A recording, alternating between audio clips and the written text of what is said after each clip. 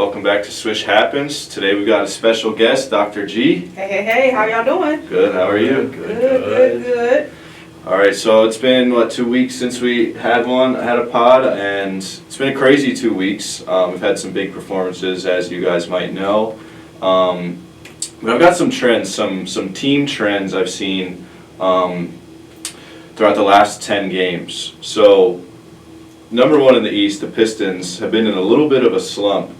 They're 5-5 in the last 10. They're still, I think they're 4.5 or 5 games in front, but they've lost some games that should have been wins. Also, over in the East, the Magic are on a 6-game win streak. They're 8-2 in the last 10, and they've looked pretty good. Paolo's kind of kicked into his I can't think of the word. He's been locked in. Yes, he's been locked in. Desmond Bane's been looking really good. The Heat are on a 7-game win streak, 8-2 in the last 10, and we know of one game they had with Bam. The Hawks are on an 8-game win streak. They're 9-1 in the last 10. Oh, wow. And this might be one of my favorite, or one of the most interesting teams in the East. The Hornets are 8-2 in the last 10. Mm-hmm. The Hornets are 20-2 with the starting lineup of LaMelo Ball, Con Knuppel, Brandon Miller, Miles Bridges, and Moussa Diabate. And that lineup together, when they're on the court, has a net rating of plus 25.8. Wow. That's which ridiculous. is absolutely insane. Now, over in the West, we've got the number one in the league, Thunder, are 9-1 in the last 10. The Spurs, since February 1st, are 16-2. They just dropped their second loss to the Nuggets last night. The Nuggets, who just beat them, are also kind of in a slump. They've dropped down. I think they're 5th in the West, only a game ahead of the Timberwolves. They're 5-5 in the last 10. And here's a stat for you: the Clippers, who are 9th in the West or 10th in the West, are the first team to move above 500 after starting the season under 500 in the first 15 games or more. They were awful at the beginning. The Clippers, I mean, and as Thunder fans, I mean, we were pumped because we had the first round pick. Right. Yes. Kawhi Leonard has put the team on his back. I mean, especially a post-trade deadline that they got rid of Harden, that they got rid of Zubac. I kind of thought that they were kind of dead in the water. But I mean, he's single-handedly, powering them to this record. Kind of like he did in the All-Star game. Honestly, it's crazy because like pre-All-Star game, Kawhi Leonard would have been probably at the bottom of the list of guys I thought would have like really tried. Yeah. But then he did more than try. He had 30 in 12 minutes, and then he's used that as momentum. Yes. So I mean, are they the real deal? Okay, actually, I have a question comparatively. So there's the Clippers and there's the Hornets in the East and the West. I think they're pretty similar. In terms of start of the season, not really that great. I think expectations were a little bit lower. They've both been kind of on fire. But Dr. G, who do you think is more real? The Hornets. Hornets? I will never trust the Clippers in my entire life. Valid. The Clippers are not real, yeah. in my opinion. But I like the Hornets. I really do. I like what they're doing. I like their team. I think they can actually, surprise some people in the playoffs. They can sneak in there. I think they sneak in because where are they right now? I think they're 10th right now. Yeah. So if they can sneak in the play-in, they may be able to take somebody out. 100%. I think offensively they're so dangerous. LaMelo, Con, Brandon Miller, when they're hitting, I don't think they'll lose a game. They are a really good team, and the craziest thing is they're still so young. Yep. So that'll be an interesting team to see. I hope they just keep developing, keep getting better. But also the Clippers, yes, as a team, I don't really put my trust in them, but I think I've said this in an earlier pod. Healthy Kawhi might be the best player of all time. He's in the stand by that. I mean, the Toronto Raptors 2019, yes, there's Michael Jordan, there's LeBron, but I'm saying healthy Kawhi he checks every box, he does everything, and he wins games. I'm not going to stand by that and say he is, but I'm just saying I could throw him in that conversation if he's healthy. I mean, we've seen him do crazy things. He's literally carrying this Clippers team, who also still have another gear to get into because Darius Garland's just getting back. Correct. Benedict Mathurin, he's still kind of figuring out the offensive stuff. He's looked really well. Yep. And I like their team. I mean, Chris Dunn is a great role player. He was actually just on, I was watching Amazon Prime, the NBA games, and Chris Dunn came in. He's a great defender. Obviously, they lost Zubac, which I loved Zubac. I love Zubac as well. Yeah, I I thought love him. he was a great big. I think that's where they're lacking. I don't think they have they don't have a great defensive big. I mean, Brook Lopez splashed mountain, but he's not really giving you much on the defensive end. End of his career kind of stuff for sure. Yeah. He more reinvented himself as like a stretch big, which is kind of wild to say, Yeah. but I mean that's really most of what he does right now. Yeah, but they're both interesting teams for sure. Yeah, I think this is gonna be one of the most fun, play-in groupings we've had. Where in the past it's been the whole joke has been, oh, it's just the Hawks and the Heat. Which I mean, I think the Hawks are gonna be in there again, but I mean, I think this is more of a fun version. Like right, the season ended right now. In the East, it would be Sixers Hornets in the 9-10, which is a super fun matchup. And then Raptors Hawks in the 7-8. Again, I think two really good teams. And then in the West, you have Suns Clips in the first round, and or in the 7-8, and then Warriors Trailblazers. Like I think this could set up to be one of the better play-ins, or probably the best play-ins that we've had, probably ever. Yeah. And I think that's proof of concept for the play-in. I think that this is what the league wants: is good teams in not a series, but in a one-game do or die kind of matchup. Yeah. I think it's great for the league. For sure. And speaking of the East and with the play-in stuff, I mean, the Heat are 6 now. The Raptors dropped to 7 in the play-ins, and the Sixers dropped to 9 in the play-ins. Those teams are all from the Magic at 5 to the Hornets at 10. That's 4 games. That's only a 4-game difference, and 2.5 from the Sixers to the Magic. A lot of shuffling. And like I said, the Magic are on they're on a 6-game win streak. The Heat are on a 7-game win streak, and the Hawks are on an 8-game win streak. While the Raptors what are they? They're on a 2-game losing streak, but I think they're like 4-6 maybe in the last 10, or 6-4 in the last 10. Yep. And the Sixers, I think, are around 500 in the last 10. So it's not a good time to be dropping when all those teams are rising. So it's going to be a battle. Because I don't think none of those teams want to be in the plan. I mean, nobody wants to be in the plan, but I don't think the Sixers. Yeah, I think the Sixers may be in trouble. Yeah. I think the Sixers are in trouble. I can see the Hornets climbing a little bit. They're playing well. Yeah. I can see the Hawks climbing a little bit. So it'll be fun. Yeah. The end of the sure. season. Yeah, Sure. absolutely. I mean, for the Sixers, this Maxey injury, he goes out with a hand injury, and I mean, like, if this injury happened in December, or if it happened even a month ago, it's fine. But I mean, to be out 2 to 3 weeks right now, when there's only a game and a half margin between you and that number 10 team, I mean, I could see them, I mean, I don't think that there's any worry of them, missing the play-in, because there's a pretty big gap between 10 and 11. But I mean, I could see them kind of cementing themselves in the 9-10 game, meaning they have to win 2 just to get in. And I don't know if they're going to do that. I mean, because right now it's the Hornets. I think the Hornets wash the Yes. Sixers. And healthy Maxey or not, I think they wash the Sixers. Yeah. I've never been high on the Sixers. I'm surprised. I'm surprised they were even up where they were. I wasn't expecting that. I expected them to be a play-in team, maybe.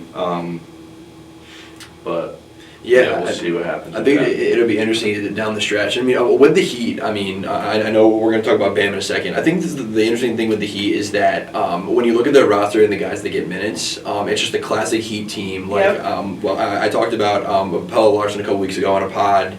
They're playing Pelle Larsson, they're playing Drew Smith. They're playing guys you've never heard of and are just beating teams. They still have the highest pace in the league. They're putting up great numbers. Norm Powell's been in and out of the lineup. Tyler Hero's been in and out of the lineup. Khalil Ware's been in and out of the lineup. But they're just the next man up mentality. I just it's one of those where it's like every year I feel like we're all broken records about the Heat, but they just figure it out. I think Spoelstra's going to go down as in the upper echelon, top 5 coaches of all time with what he's doing with these teams. For sure, but also shout out to the front office. That's able to identify that these are guys that can play. Because if I looked at those guys, I don't have that eye to be like, okay, if I construct this team, they can be a playoff team. But the front office figured it out, and then, like you said, Coach Eric Spoelstra is just the best of the best. So good, and then I think there's an interesting thing that happens when these Heat guys leave, where I mean, it's, they're still impactful, but I don't think they're as impactful. I mean, the recent guys, Gabe Vincent has been having a hard time getting run. Trash. I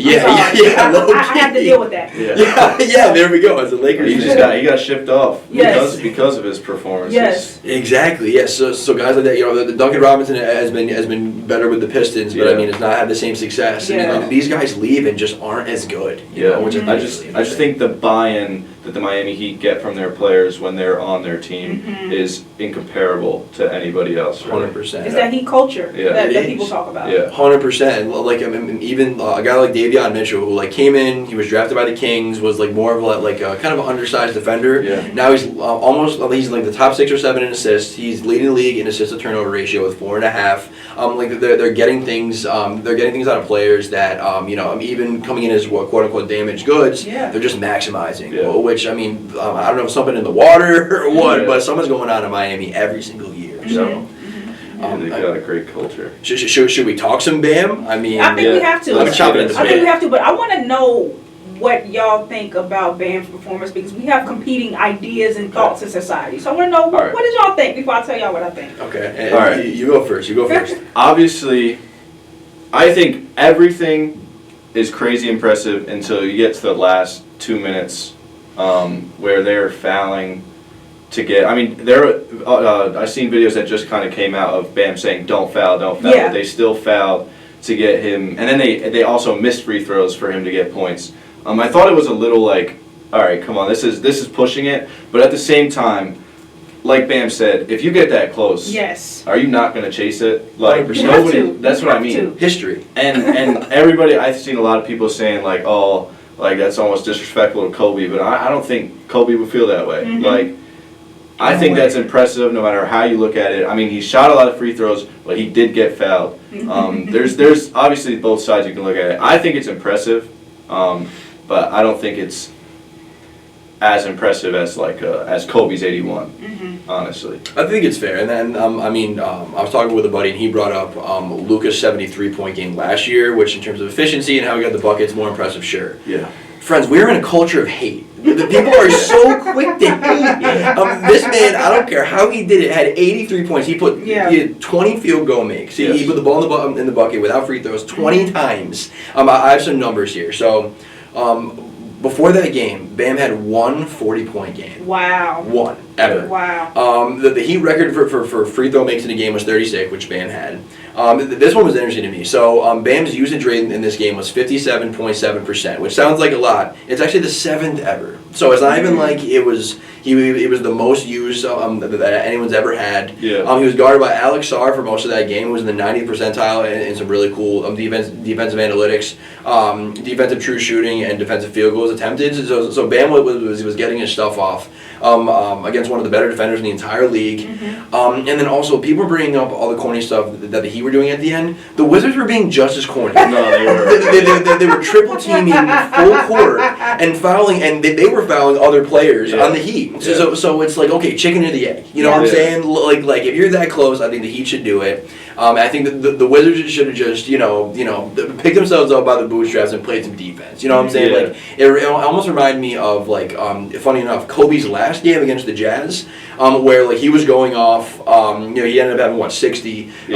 Jazz were playing him tough. But they were playing him tough like it was a regular game. But like at the end of this game, what both teams were doing was not even basketball. No, it wasn't. It was crazy to watch. But yeah, I mean, he had 43 at halftime. Like it's not like in the second half he was just going crazy. Like he had 31 points in the first quarter. He was hooping. He was doing it from catch and shoot. Yes. He had this one crazy move where he faced up at the free throw line, double tween past Alex Sarr for an and one. Like he was doing it in every way. In the second half, a little more unethical. But I mean, I think overall, I have respect for it. But what do you think, Dr. G? What's your take? I just think two things can be true. Okay. Because as I'm looking at people talk about in society, it's either the impressive side or it's messing up the integrity of the game. Yes. I think two things can be true because number one, I thought it was very impressive. Let's start there. 100%. Because yes, it took a level of skill, but for me, it takes a level of endurance too. That a lot of players in the league right now don't have. They are gassed. And so the fact that he was playing that hard, that's one thing about Bam. I like about Bam, he always plays hard for the most part. Yes. And so for me, it took a little skill, took a level of endurance and work ethic. And so I thought it was great. People will criticize the fouls. That's the nature of today's game. Okay? 100%. And you just have to know how to play today's game. Like you said, he got fouled, he made his free throws. Yeah. So I don't think he got a special whistle. right? There are some players in this league, aka your king, that gets superstar whistles, and LeBron James has never received a superstar whistle in his entire career. That's but I'll come back. That's I'll come back. crazy. Never script. But I'll come back to that. I got on point. But I do think it was incredibly impressive, right? Yeah. But then also, I understand the integrity of the game argument, because the fishing for fouls, things like that, how that game and really him getting this record illuminated all the problems that people have in the league. Cool, but I don't think that we can still discredit his 83 points, because if it was that easy, why hasn't anybody done it? That's my issue. I used to say the same thing when people said Russ used to stat pad triple doubles. I said, if it's that easy, do it. Why doesn't everybody go do it? 100%. Like, why is it his fault that he can do it and he does it every night? That was my main argument. If everybody could do it, they would do it. Absolutely, absolutely. It takes, like I said, it takes a certain level of skill, and then also this whole Kobe debate. First of all, Laker Nation, Kobe fans are just some of the biggest haters in the world. Yes. As a fellow member of Laker Nation, somewhat, we may be transitioning soon. However, ooh, spicy. However, I think that Kobe wouldn't want that. Like, yes, of course, obviously, I don't think it's more impressive than Kobe's, because Kobe shot 60% from the field. Bam shot 46% from the field. Sure. But they play two completely different positions. Okay, and so we got to think about that when we compare the foul calls. Like, obviously, Bam's gonna get fouled more than Kobe and whoever. So my thing is, people are saying, the 40 foul shots diminishes his. But my thing is, if it was that, like I said, if it was that easy, why hasn't Jokic done it? Why hasn't anybody else done it? Giannis, whoever. Agree. That's really my biggest argument. But I do think in this situation, two things can be true. I don't think we necessarily have to pick a side.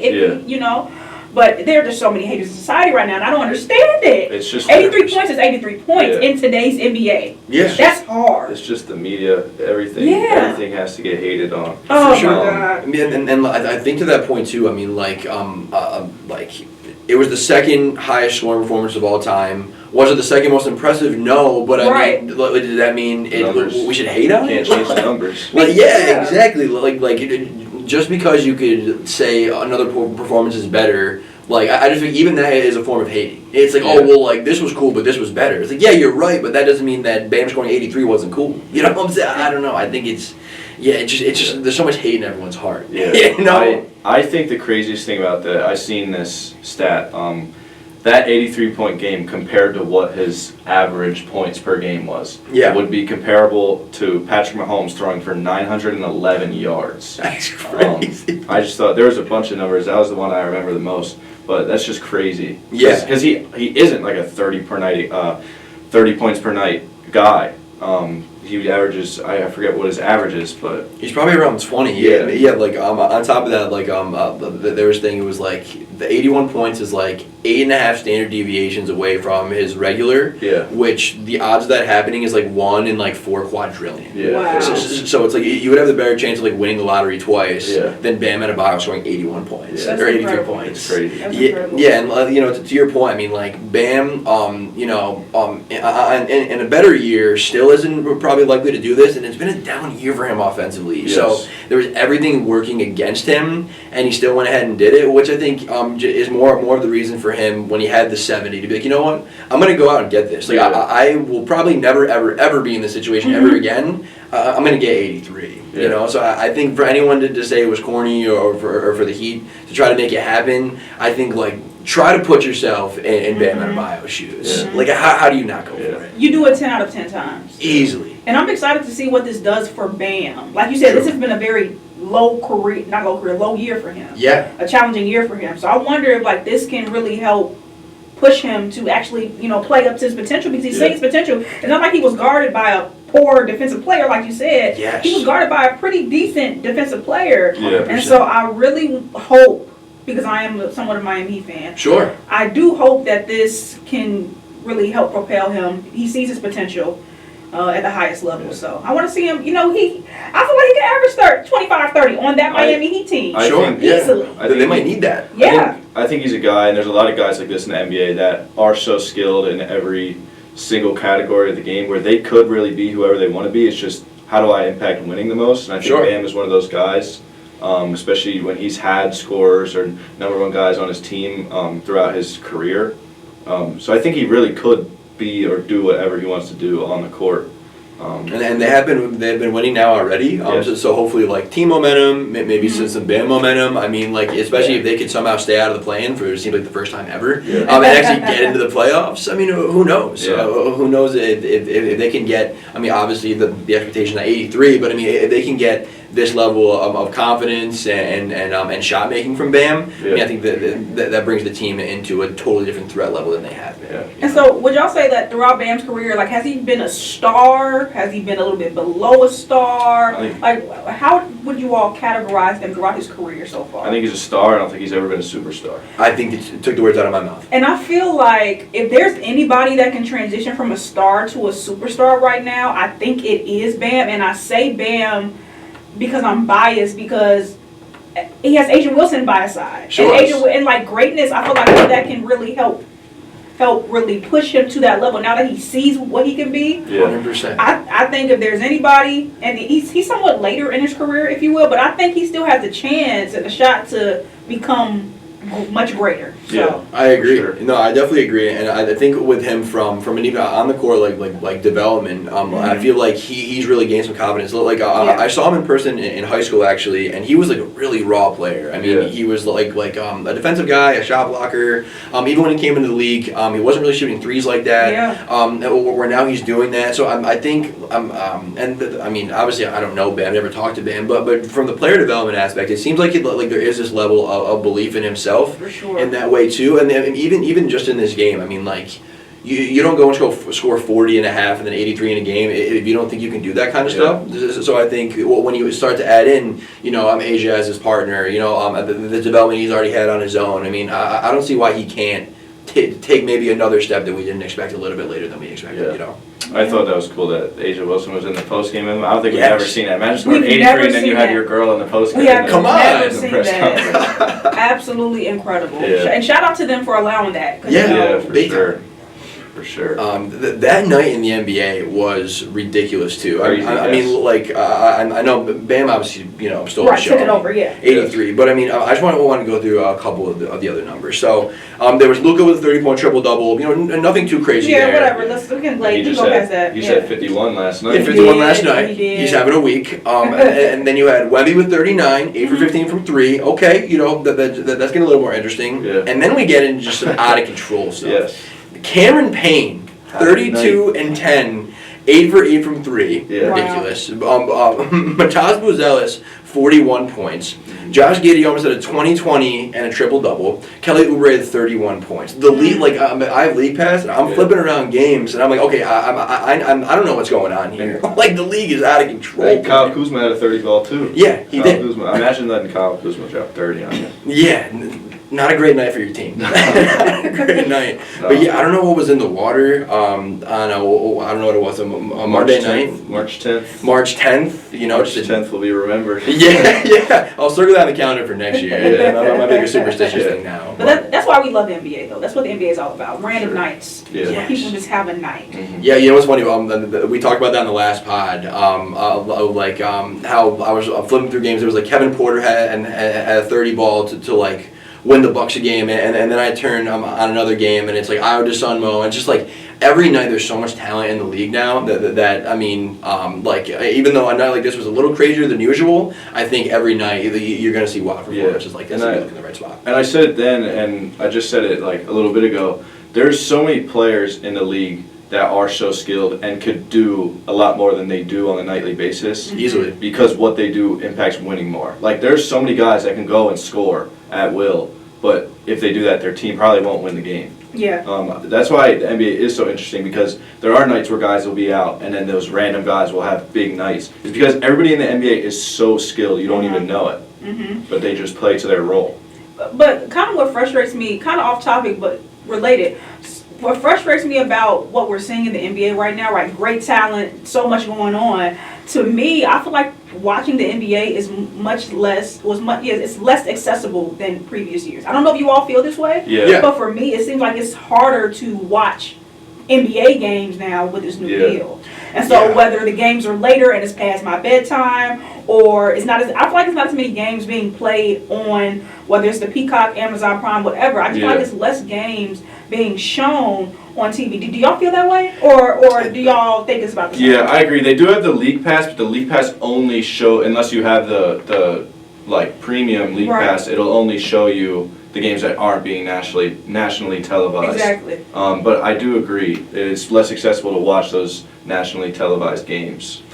Yeah, well, I mean, even from like a monetary perspective, like if you want to watch an NBA game every single night, you have to be paying for Peacock, Yeah. for Prime. What was the last one I'm missing? Peacock, Prime, and Peacock, Prime. I think on ESPN or Disney Plus. So Right, that's not Disney Plus, and then also think about the League Pass. If Yeah. like for Yeah. example, I'm a Laker fan. If I want to watch my team, I just feel like last year there were just many more opportunities Yeah. I to agree. watch basketball on TV at decent times. Yeah. Yeah, you know, for sure. they're not really considering their demographic. I think. Especially being a Lakers fan, most of their games are late, like 11. Man. There was an 11 o'clock start 2 Yeah. nights ago. It was Lakers Timberwolves, and I was Yeah. actually really looking forward to that All the game. West Coast It's absolutely stuff. ridiculous. And I talk about in my class how I believe the NBA has abandoned one of their core demographics, and that's older people. Yeah, Right? sure. Because if you look at the stats, older people make up like 30%, 35% of their fan base. Yeah, And when they created this new deal, obviously it's for capitalist reasons, right? For of money. course. But like they abandoned. So for example, my grandmother, if I call her right now, she's watching NBA TV at 11 a.m. She's just Yeah. watching basketball, Yeah. right? But older people, they don't have to figure out how to get to Prime and how to sign in for Peacock and things like that. Yeah. And so for me, I'm like, man, they're really abandoning the cookbook, Yeah. right? The recipe. It's Yeah. really, it's been frustrating for me. But I just want to highlight that. So I just feel like yes, I'm watching basketball, but I'm not watching as much basketball as I used to. Yeah. And it's frustrating because the talent's so great. Yeah. And I think it's fair. And then I think from an entertainment standpoint too, I mean, like something I didn't expect I was going to notice as much was they've really gotten away from, like Chuck, Shaq, Kenny. Like I know that they're still on air, but I mean, like to your point, like, I could turn on TNT 3-4 nights a week and see those guys, Yeah. and look forward to seeing those guys. Yeah. That they were an integral part of the pregame, of the halftime, of the postgame, Yeah. and now they only put those guys in like spot minutes on ESPN. Like it's not consistent when the games are even on ESPN. So Yeah. a lack of, or so there's definitely been a decrease in accessibility, and then also just some of that consistent great entertainment value that I think a lot of people look forward to. Like a good example, like even my pops, he's a big NBA fan, and he loves Ernie, Shaq, like he loves that inside NBA crew, Yeah. and like he said, I will on the one hand, if I know they're going to be doing a game, I will go out of my way to watch that game. But if not, he almost feels like he can miss out a little bit. So Yeah. I think that there is. Maybe not intentional, but an unintentional, almost ostracizing of some old demographics of fans where just because of the media deal are now maybe not as interested or can't even watch the game anymore. Yeah. So I think that's something to watch out for. One thing that I do actually like though, with Amazon Prime, they have like Udonis Haslam, John Wall, Blake Griffin, Candace I Parker enjoy will that. be on there. I like that a lot. I agree. And I like that when they go on the court and they break Yes. it down like through the players, like Steve Nash is a great mind. And they always have players on, like they just had Chris Dunn on last night, and they went through like how he guards Ant, how he guards Luka, how he guards Shea. That's just really good. I like hearing stuff from NBA players. For sure. Agree. For sure. I just think they know what they're talking about. They've been there. They've done that. I think it's really nice to see that kind of stuff. And I think NBC has Melo, T-Mac, Vince Carter. Yeah. So I think that's a really good trend that we've seen. There's a lot of past players, even NFL stuff and other sports. They bring in a lot of old players now. There's not as many just like reporters, and Personalities stuff. and things like that. Yes. I think it has a lot to do with this rise of new media. Yeah. Yes, Right? big time. Because the issue is that these players, they really called out the inadequacy of these entertainment Stephen A, Skip Bayless people. 100%. And so now we're finally seeing some authenticity come back into traditional media by bringing in these players. Yeah. And I'm like, imagine if we have those shows we talked about plus Kenny, Shaq, and them. Yeah. That would be incredible. We can have it all. Right. It could all be so simple. Yeah. But No, 100%. I mean, to that point, like I feel like I never thought about it that way. How it does feel like maybe, especially as the players, where our players start to do their own podcast and are starting to kind of get theirs on their own. I wonder if some of the perspectives of Peacock and ESPN were like, all right, like let's get a piece of the pie. Yep. Yep. I mean, like a great example. Like I'm sure Draymond Green is going to be at one of these desks. Oh yeah. When he retires. Well, because he goes on the TNT a lot. Yes. He would. He's getting his reps in. Yeah. He'll have a seat waiting for him. Yeah. You know what I'm saying? Sure. Like he'll be like in terms of like a football example, like the Roma or like even the Brady. I mean, like they'll be waiting for him to be in the booth. For sure. I think that's a really interesting pipeline too, where I think players getting into like basketball ops roles and coaching roles that have been a little hit or miss. Yeah. I won't lie, but I mean in terms of media, I always want to hear a player's perspective over anybody else. For sure. So I mean I think it's cool to kind of keep these guys in the mix even after they retire. Yeah. So. But let's talk about another record that got broken. Come on, well, let's talk about some Shea. SGA. Let's talk about some Shea. SGA just broke a Wilt Chamberlain record. I don't think we'll hear that another time, maybe. I don't think so. Most consecutive 20-plus point games at 127 games. Unbelievable. He's so good. He's so good. I texted in the group chat. I said greatness as I was watching the game. We'll never see this again. I don't think we'll see somebody break that. I agree. I don't think anybody's going to be able to break that record. Not because I think there's people that definitely could do it, but that means every night you touch the floor, you're scoring 20 points. Listen, his whole life is consistent. Yes. He said it himself. Yep. Yeah, right now, I don't think anybody else in the league is that consistent. Yeah. I think that's the issue. That's the issue. Like, even we talked about Kawhi. Yeah. Like, he's great when he's healthy, but he's just not consistent enough for me. For sure. And so, y'all's guy is so consistent, and he's so young, and it's so scary. Yeah. It's consistency and durability. Yeah. He's healthy. Yes. Besides this year, this is the first year where I think he's had like a substantial injury, even though it was only a couple weeks. For sure. But still, I think, I don't know, I've heard hating from my friends for so long, and a lot of people in the media and stuff. I don't think there's a way you could really hate on him anymore. I mean, he takes 10 free throws. He was at 9 for a little bit, but he averages 30 plus. I mean, the guys around him, I think Giannis is 2 and Jokic is 3. They also average like 8, 9 free throws. But watch the game, he gets fouled. He knows what he's doing. It's not like he's kind of flailing his arms, but he makes the shot half the time too.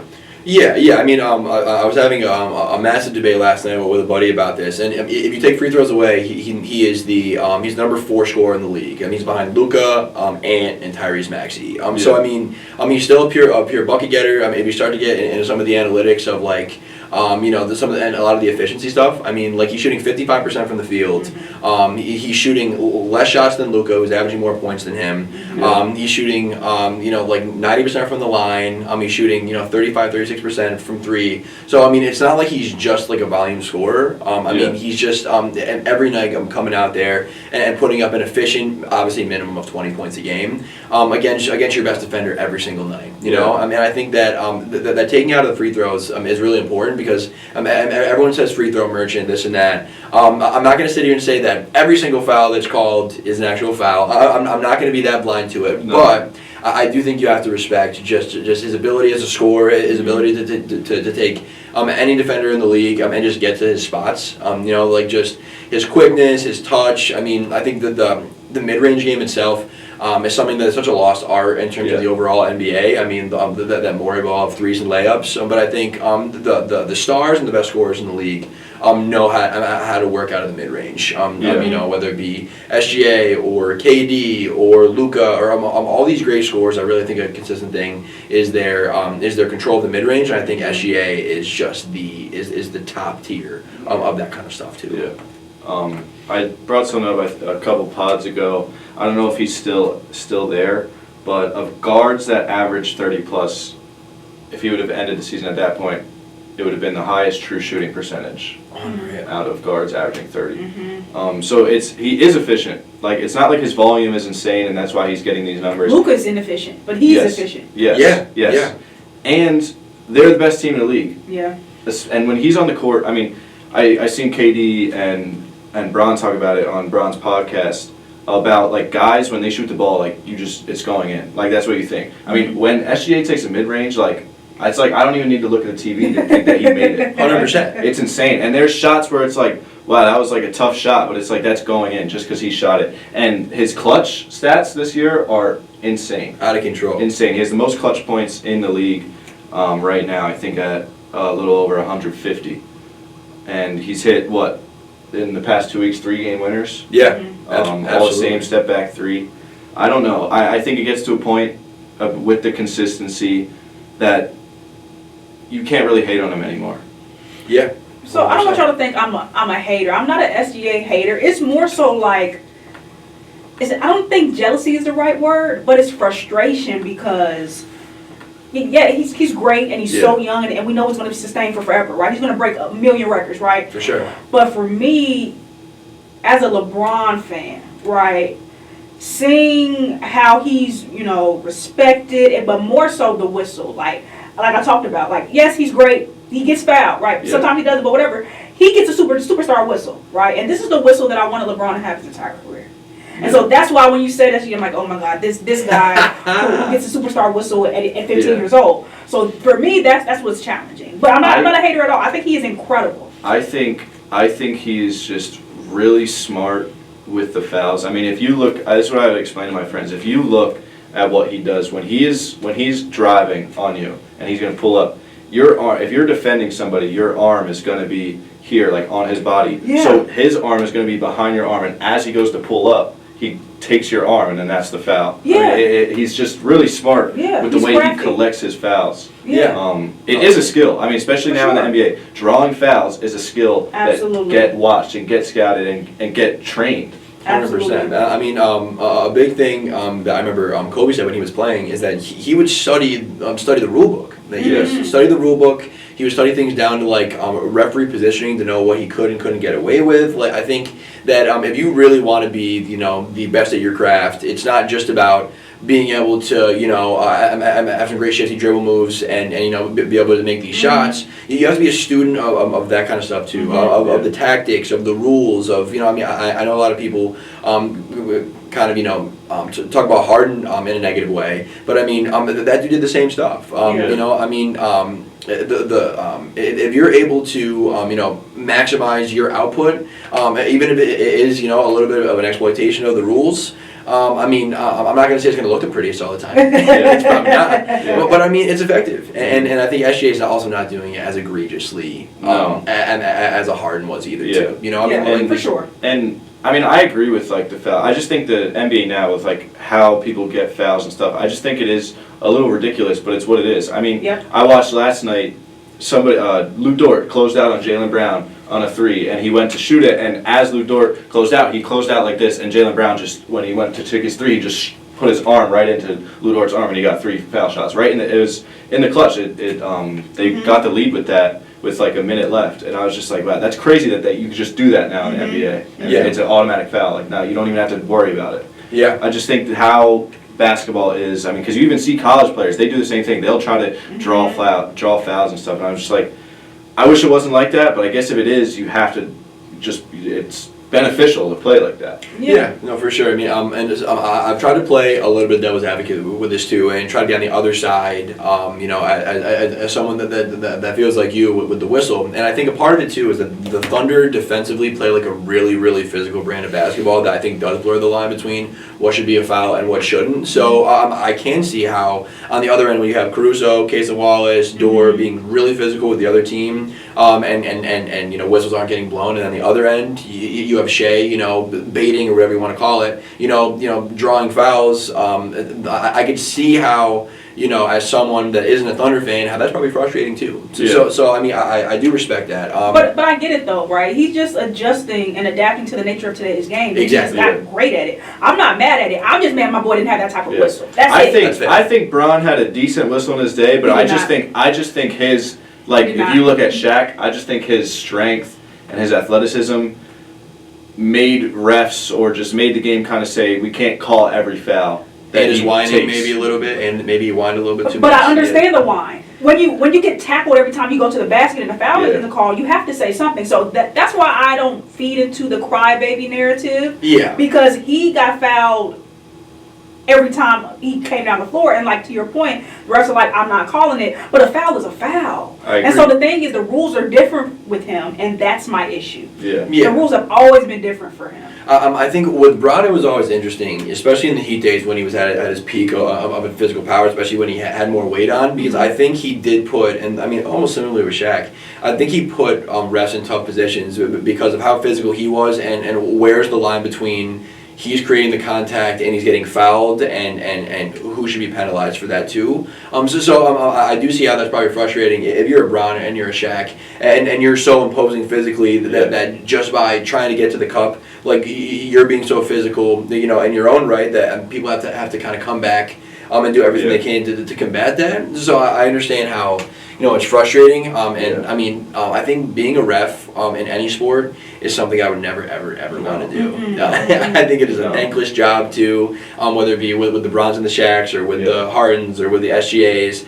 I think it's just like a brutal job. But as Bron talked about recently, like the issue has always been consistency. Agreed. So okay, it's hard for referees to figure it out with Bron. Okay, so what's the rule for me then, since we're changing it? Yeah. And so his challenge has always been consistency and the standard. What is a foul? What is not a foul? And so that's where I think the referees got to go back to, they got to figure it out. I also think a lot of it is like that consistency thing and refs getting used to certain players. Like when refs are reffing the Thunder looking for those little fouls that SJ is going to try to get. But when Braun came in the league, like he's not looking for fouls. Like 2000, nobody was really looking for fouls then unless you're like the Kobe type. Different era. But then it started evolving where it's like, oh, I can get easy free throws, and Braun tries to do that, but he's not really getting that call because refs aren't looking for that. Like that wasn't his style of play. I mean, there's a lot of players. There's a lot of players that get fouled because refs are specifically looking for it because they know that they draw that type of foul. Like James. And yes. Like that. Yeah. Absolutely. Yeah.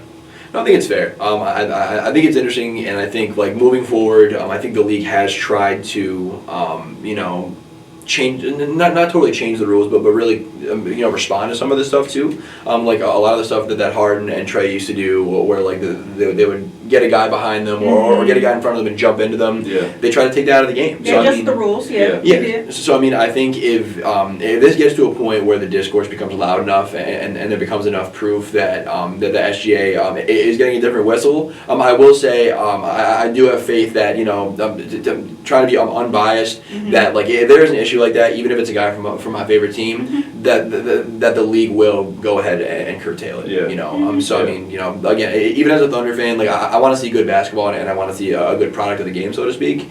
And I mean, if it gets to the point where Shea is kind of going against that, then I mean, I'm not gonna say I'll be pushing for it, but I wouldn't mind if they went ahead and changed it. Yeah, and like I don't really think he's doing anything too egregious, like James Harden, very different level, very different. Yes. But again, it's just more so frustration. Agreed.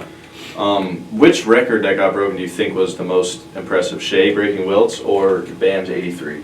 Which I guess Bam didn't really break a record, but second all time, nobody's getting 100. So I think it's Shea. Yeah, I personally think Shea. I don't know. I think like it took him a season and a half to do it. It started in 2024. Yeah, having that level of consistency is so hard. And I think just as we talked about, I don't know whose fault it is, but the end of that Heat Wizards game was kind of egregious. So it doesn't take away from the game, but I think that at least for me, I think Shea's is more impressive. Yeah. I think it's most impressive. It's more impressive to be consistent. Yeah. And so, as much as I wanted to say Bam, sure. Okay, because who knows? I mean, we don't know if that record will be broken. Somebody else could just have a crazy get 70 and try to chase it as well. Yeah, sure. But I think that's a record that definitely won't be broken. Yeah. When it comes to Shea. I agree. Yeah. Now we're talking about a little bit of LeBron and stuff and records and stuff. So I think it's time we finally get a top 10 all-time players. Ooh, okay. I think this will be interesting. It's a hard list. I kind of threw mine together real quick. I've done a list like this before where I just threw it together and I didn't try to think about it too much. Yeah, you can't think about it. Yeah. You can't think about it. That's fair. So I don't even know how I feel about my list. Yeah. So what? We'll rip them through 1 through 10 each, and then we'll chat about it. Yeah, it sounds good. Y'all go first. Y'all go first. Okay. You want to go or me? I'll go first. I'll go first. Okay, so Bron at 1. MJ at 2. I went Kareem at 3. I went Magic Bird at 4 or 5. I have Tim Duncan at 6, so I actually wanted to put a little bit higher, but I talked myself out of it. I have Steph Curry at 7. I have Kobe at 8, who actually was off this list, but I ended up putting him back on. And then I couldn't do a top 10 list without having Bill Russell and Wilt as my 9 and 10. I felt like to leave them out would be blasphemous. My honorable mention was Shaq at 11. Okay. That was my top 10. I have got LeBron at 1, MJ at 2. I've got Shaq at 3. Ooh, okay. Shaq at Big 3. change. Okay. I got Kareem at 4. And I have Curry at 5. Okay. Which is unlike myself. And then I put Wilt at 6. I don't know how good I feel about that, but I think he deserves it. All right. Magic 7, Tim Duncan 8, Kobe 9, who usually, I don't know, he's kind of always borderline top 10 for me. Agree. And then Larry at 10. And I got my 2 honorable mentions who I really want to throw in there. Like I would swap KD and Kobe. Okay. Half the time, just depends on what day you ask me. Mm-hmm. And then Hakeem also is an honorable mention for me. I like that. Mm-hmm. So, other than number 1, mine is not in any particular order. Okay. Yeah, I like it. Okay, especially that second half, it can be very interchangeable. Wait, so even 2 is in order. No, Okay. no. Oh, No, okay. no. I like that. So obviously Bron at 1, but Yeah. then if we go through the rest of my list, Magic, I love Magic Johnson. Magic Johnson, Shaq, Mike, Kobe, and this is where it differs with a lot of y'all, Kyrie. I think Kyrie is one of the greatest we've ever seen. Okay. Kareem, because Skyhook, you know, he had his own legend. Dr. J, Tim Duncan, Bird, and Wilt. Okay. Okay. So if you didn't notice, I don't have Steph in my top 10. I am not a Steph Curry fan. Okay. Okay. He's a great shooter, but I if I had time, I have to go. But if I had time, I would analyze Steph Curry for y'all. But that's why a lot of people get mad at me, because instead of Steph, I put Kyrie in there.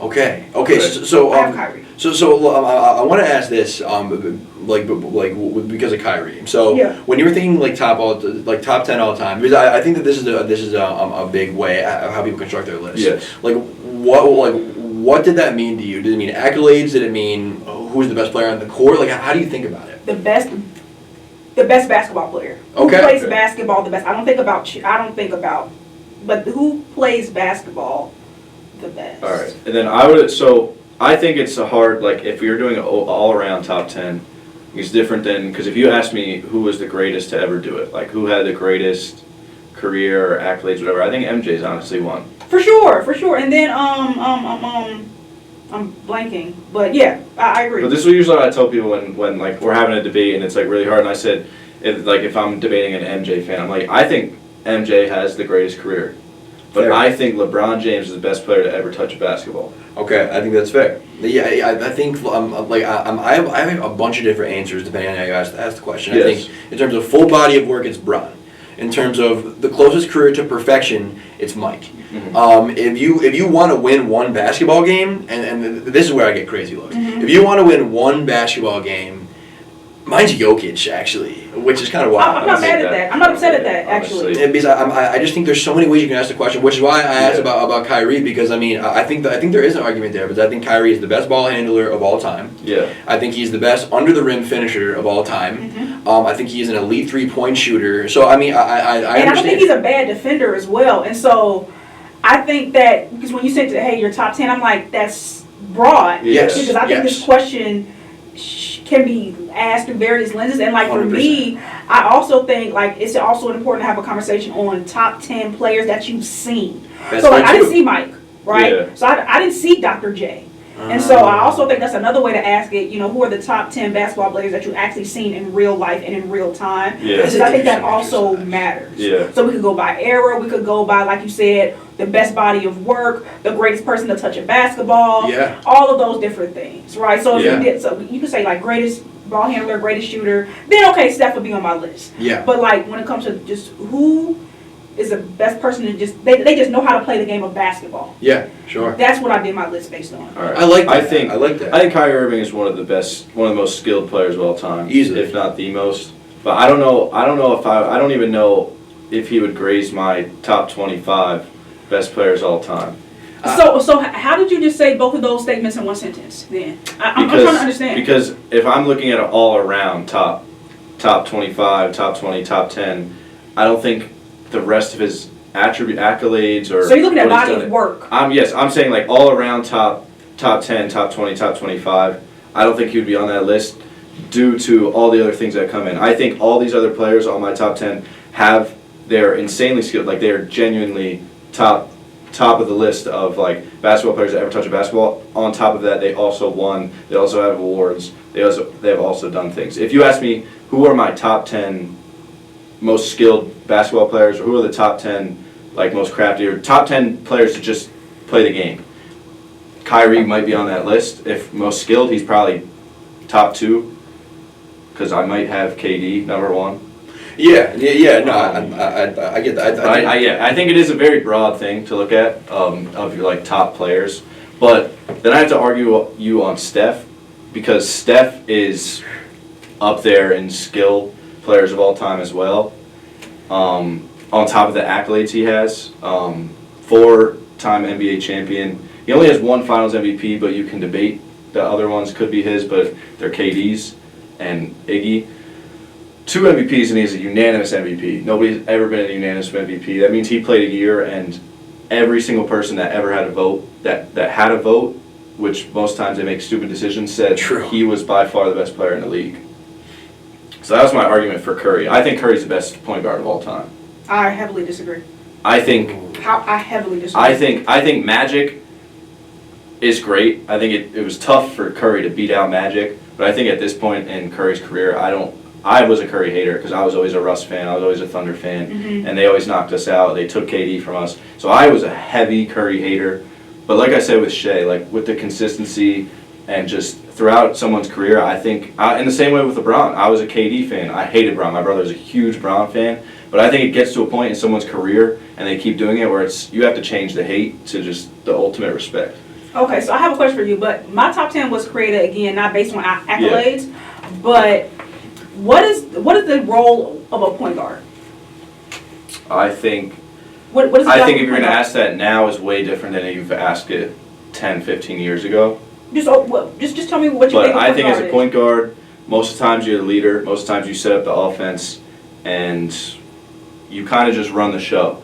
I think as a point guard, you should be making other players better. Yeah. And I think that Kyrie, I think that's probably my biggest blemish on Kyrie in terms of skill, is I don't think he makes other players better in the same way that a lot of these other guys do. Yes. See, I think Kyrie's a 2 guard. I think Steph's a 2 guard. Totally. I would agree with you. And so when we say the best point guard, Steph Curry at the core is not a damn point guard. I just think this is where like the eras conversation that people always get into, I think this is where it really clashes, because your modern day point guard is nothing like the old point guard that Magic, John Stockton, those types were. Like the game has changed so much where nowadays, like growing up and middle school, high school, even little league, like you want your point guard to be the guy that might be the best, especially little league and when you're younger. Like your point guard is usually your best player on the team. Yeah. Nowadays. Like it used to be, I want my point guard to pass the rock, I want him to be smart, I don't want him to turn the ball over. But now it's like, I want him to kind of be the best player almost. I think there's something with Steph here too that like transcends the stats, and I think that like this one's a little harder to like really put value on. But I think his changing of the game, I forgot to bring that up. Yeah, I mean, well, we can talk about like the grand, large, all the way down to you people shoot threes. But I think even just within the lines of the court, I think he changed the geometry of the game so much, where not just with the shooting ability, but with his ability to move off ball, you had to have a defender chase him around the entire time. He never stopped. I think that's what he's best at. I think it's just his ability off ball is sure. I mean, obviously the shooting, but like outside the shooting, I think he's just great off the ball. He's quick. You mentioned endurance before too. Yeah, I think that's his strength. He's never standing still unless it benefits the rest of the court. Yeah. And I think that sets him apart. So I just think in this conversation, it's important to define what a point guard is. That's why it's so tough, because like modern day point guards are so different. So it is tough, but he does qualify as a point guard overall. Yes, technically, but because of that, I can't put him as my top point guard because in my brain, I don't think he's a point guard. Yeah. But I do have to just say that he is out of my top 10 partly because I hate him. I need to highlight that he would never be in my top 10 because I hate him. Yeah. Okay, at least you acknowledge I that. have to acknowledge that I hate What Steph Curry. do you hate him for? Oh, because you're a big Bron fan? As a LeBron fan, I believe as a LeBron fan, you can never like Stephen Curry. Okay. I think it is outside the bounds of being if you're going to be a LeBron fan, you cannot be a Steph Curry fan. But you can respect him, though. Yeah. Just throw her some love. But LeBron likes Curry. I don't Yeah. care. I don't care. Go on. LeBron likes everybody. Who is a player that LeBron doesn't like? Dylan Brooks. Oh, Nasty. because he makes it personal. Because he makes it personal. Yeah. But LeBron, no, yeah, you're he's- right. He's a people pleaser. Yeah, so I don't care who LeBron likes and doesn't like. I will never, if I see Steph Curry come in the room, I will just look. I will not get up. No, that's cap. I don't believe I that. promise you. You wouldn't even demo. You would say, "Oh, what's up?" I Steph?" promise you, I will just act like he's a regular human being. That's how much I dislike that man. Oh, I wish we could somehow set this up because I think that's so cap. But I respect you standing on But it. I promise you. if you were to ask me my top point guards, it would probably go Curry, Magic, Chris Paul, Russell Westbrook, and probably John Stockton. That's not awful. I think for me there'd be some Isaiah Thomas in there. Yeah. Who I really like. That was just off the top of that. Yeah, I didn't really. I would definitely add Isaiah Thomas. Yeah. People may hate me, but I may add. I don't know. I'm scared to say it. I've always loved Rajon Rondo just because I think I think he's an incredible defender. Yes. Like he's one of the top defenders we've ever seen of a point guard. Yeah. And I think he's just a textbook traditional point guard. Yeah. As well. For sure. I mean, if Rondo played in the '90s, he would be a Hall of Famer, and he would be talked about in a way different era than he is now. I think he's totally underrated. Would y'all throw AI in there? I That's one where he's like, do I qualify him as a point guard? I think Right. he's such a two-guard. Right. I think to he's me. just a short two guard. So But where do you how put is he a Kyrie? 2 guard, but Steph isn't a 2 guard? I'm Because- trying to understand. I think AI kind of came in. I don't even Because know. he's back in that era too. So But I think he was more of a two guard, like when he played. So I think for me, like a big thing is, and like to be honest, like I want to precursor to this. Like when I think hoops, I think guards, forwards, and bigs, anyways. But Okay. I know, Okay. but I mean, if I had to put into the 5 roles, I think Steph had Clay next to him, who was the 2 guard. So Yeah. I mean, like positionally, if you had to put them in buckets. Steph was going to be the 1. Where I think when AI played, he had like Eric Snow was playing the point guard spot. So I think like if we're going to go by positions, I think the players that are also on the court with you dictated a So little. you're talking about the situational. And I Yeah, think- exactly. Also, I think exactly. if Allen Iverson was getting drafted today, he would be a point guard for sure. I think he'd have to be. I think he'd have to be because of the unfortunately. height, obviously, and his play style. I think he would be a point guard. That's why it is so tough with basketball. Honestly, with any sport, because the game is always changing. Yeah. So everything is always so different. Yeah, it was even now. I mean, like Luka is called a point. Like Luka and Shea are called point Yeah, guards. which is perfect. They could easily be 2 or 3s. Yeah, I mean, like, Luka kind of Luka's came in a as wing like to me. Yeah. Like guards, wings, and bigs. But to me that's is what I an mean. easier way. Teams have kind of tried to adapt to, like, I want my best player to have the ball in his hands. Yeah. I mean, like Bron. Like Bron started bringing bringing the ball up early in his I career. view him honestly. as a point guard. Yeah, Maybe like- he's a 3, but in my mind, he's a point guard. Yeah. And so I for see me, I it. think it comes down to natural position. What is your Yeah. natural position? Yeah, I think that's for fair. sure. Yeah, For yeah. sure. Because in today's NBA, as it changes, I mean, like Jokic is a center, but Jokic is like dominating the ball and passing around. Like Yeah. Zion Williamson would be a 4 for the last 70 years of the NBA, Mhm. but he has the ball in his hands a ton. He's passing the Yeah. ball around too. So it's like I think it's so tough to do the point guard, shooting guard, small Yeah. forward. You know what I'm saying? And we talked about this before. I think it's just basketball's positionless now. Like, Yeah, it doesn't even for sure. it doesn't even matter. Yeah, Like yeah. you kind of come in the league with a height, a weight, and a skill set now. Like it's not really much of positions. Yeah, because I mean, coaches when they're putting out their 5, they're not necessarily thinking He's a point point guard. guards. No, Yeah. we're matching up. Yeah. Well, For sure. we need a primary ball handler to Yeah. handle the rock and get it over half court, and after that, Yeah. let's Play play. ball. I mean, Yep. Yeah, we had the Rockets like 5-8 years ago having PJ Tucker as their 5. Like it's just it's weird stuff, but it's fun to see. Real quick, I know we're running out of time, but neither of you mentioned Bill Russell.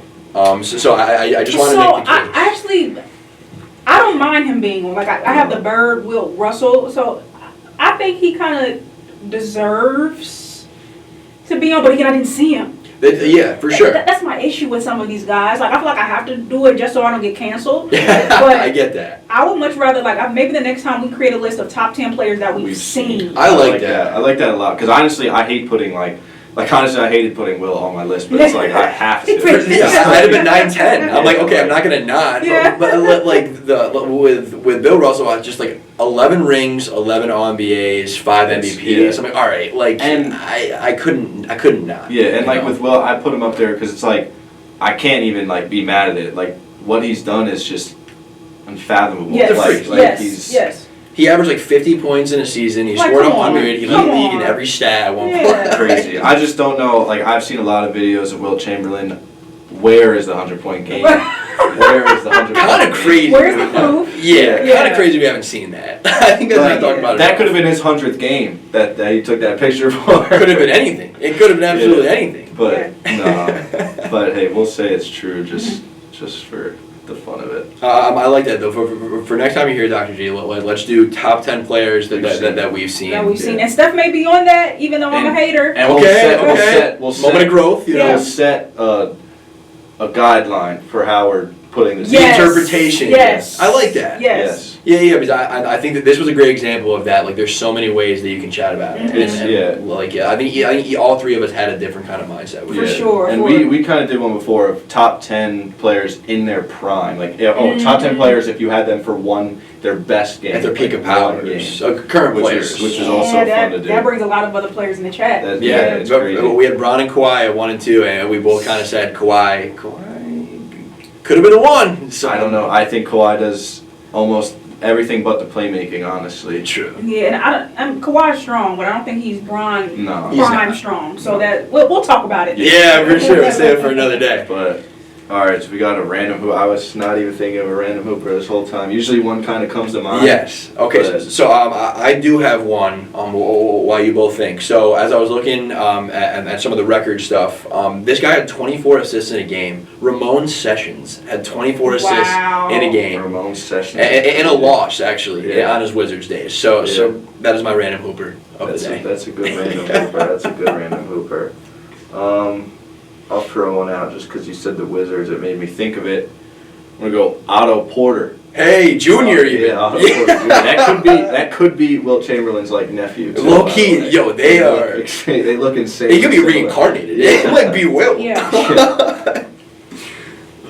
This is not even Mario Chalmers. Chalmers. You know, we talked about point guards and just players that played their role. Back in those Miami Heat days, Mario Chalmers played his role. Yeah. Running the show. I'm thinking of Mario Chalmers and Norris Cole. Okay. I like Norris Cole. Way flat top for Norris Cole. During COVID, I was in Vegas, and everybody had on their masks. Yeah. And my brother's walking, and everybody he's like, "You're Norris Cole." He was like, "How did you know?" Oh, man, that's crazy. I like Norris Cole more than Mario Chalmers. I love Norris Cole. I thought he played his role. He could hit a 3 every now and then. He played defense. Yeah. Those are my random players of the day. I like that. I love that. A lot. And Mario Chalmers used to give Bron the heat, though. Yeah. He used to. A little bit. Listen, I remember this forever. In Bron's first game with the Heat, it was the end of the game. I think they were playing Boston, and it was like a 1-point game. And Bron had the ball in his hands. And instead of shooting the game winner, he passed it to Mario Chalmers, who missed it. But remember, Bron got a ton of heat for that. Yeah, I don't know why that sticks in my head, but it speaks to Bron as a player. Point guard. Point guard. Yep. But all right, this one was fun. Dr. G, thank you for jumping out. It was great. It was great. Whenever I have time again, I'll pop in. Yes, for sure. All right, thank you guys for watching. Swish Happens.